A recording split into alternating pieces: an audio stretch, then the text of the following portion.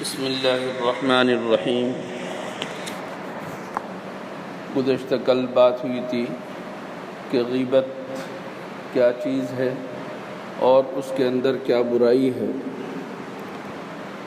آج اسی کی تکمیل ہے کہ حضور اکرم صلی اللہ علیہ وسلم نے، بلکہ یوں سمجھیے کہ اللہ جل شانہ نے قرآن کریم کے اندر اس کو ذکر فرمایا اور فرمایا اپنے مردہ بھائی کا گوشت کھانا ہے، اس سے برائی اور کیا ہو سکتی ہے۔ حضور اکرم صلی اللہ علیہ وسلم نے ایک مرتبہ ارشاد فرمایا کہ غیبت زنا سے بڑھ کر ہے، غیبت زنا سے بڑھ کر ہے۔ صحابہ کرام کو بھی تعجب ہوا اور آج ہمیں بھی تعجب ہو رہا ہے کہ زنا اتنی بری چیز، اس سے بھی بڑھ کر سخت قرار دیا حضور اکرم صلی اللہ علیہ وسلم نے۔ تو صحابہ کرام نے پوچھا، یا رسول اللہ، یہ غیبت زنا سے زیادہ سخت کس طرح ہے؟ حضور اکرم صلی اللہ علیہ وسلم نے فرمایا، بعض جہتوں سے، بعض حیثیتوں سے زنا سے بڑھ کر ہے، اس وجہ سے کہ ایک آدمی زنا کرتا ہے اور سیدھا اللہ سے رجوع کرتا ہے، معافی مانگتا ہے، اللہ معاف کر دیتا ہے، کیونکہ اس نے اللہ کے حق کو تلف کیا ہے۔ زنا کرنا، بدکاری کرنا، یہ اللہ کے حق کو ضائع کرنا ہے۔ اللہ کے حق کو تلف کیا، اس وجہ سے اللہ سے اس نے معافی مانگ لی اور اللہ نے معاف فرما دیا۔ لیکن غیبت کرنے والا غیبت کرنے کے بعد صرف اللہ سے معافی مانگ لے کافی نہیں، بلکہ اللہ سے معافی مانگنے کے ساتھ ساتھ جس کی غیبت کی ہے اس سے بھی معافی مانگنا ضروری ہے۔ جس کی غیبت کی ہے اس سے معافی مانگنا ضروری ہے، اس کے بغیر یہ گناہ معاف ہوگا نہیں۔ حضور اکرم صلی اللہ علیہ وسلم نے ارشاد فرمایا کہ آج تم دنیا میں تمہیں موقع حاصل ہے، فرصت ہے کہ معافی مانگ لو۔ کسی کی جان لی تم نے، کسی کا مال لیا تم نے، کسی کی آبرو پر ہاتھ ڈالا تم نے، تو آج تم ایک دوسرے سے معافی مانگ لو۔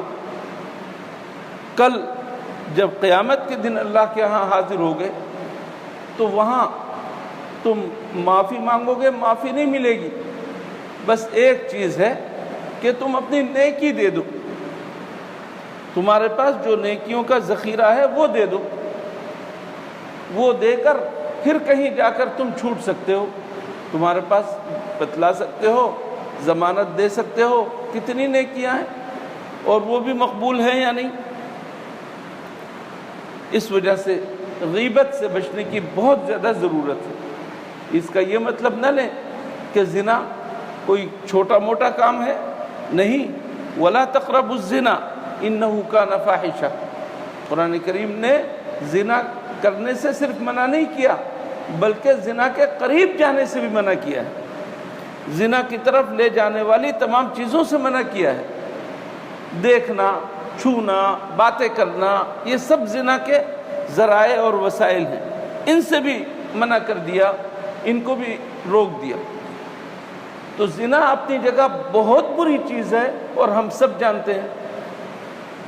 غیبت کی شناعت اور غیبت کی برائی کو بیان کرنے کے لیے حضور اکرم صلی اللہ علیہ وسلم نے زنا اور بدکاری کی جو شناعت ہے اس سے بڑھ کر بیان کر کے ہمارے دلوں کے اندر یہ بات بٹھانے کی کوشش کی ہے کہ غیبت بہت بڑا گناہ ہے۔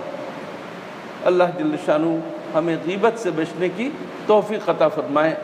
دلچسپ بات بتاؤں آپ کو کہ آج ہم روزے سے ہیں، روزے میں اگر آپ کوئی چیز کھا لیں جان بوجھ کر تو روزہ ٹوٹ جائے گا، پی لیں روزہ ٹوٹ جائے گا، ایسے ہی ہے نا۔